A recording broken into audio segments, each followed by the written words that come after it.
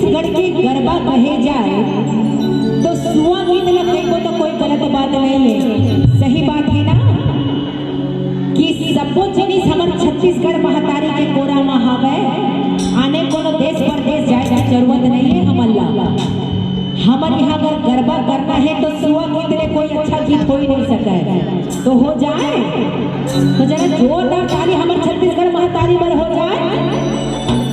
हरी हरी नाम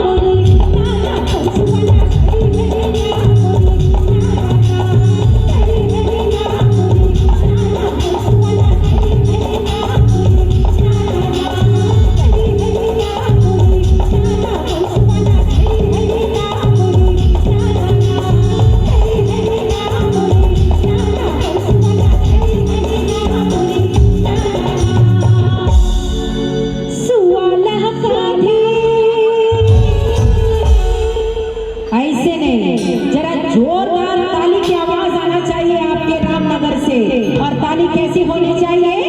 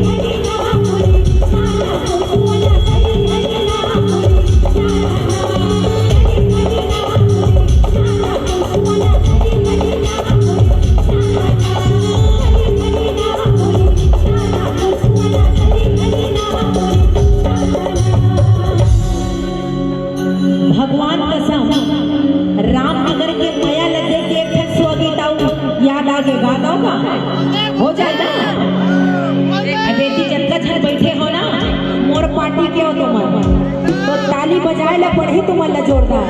चलिए जरा जोरदार ताली हो जाए और तालियों के साथ कैसे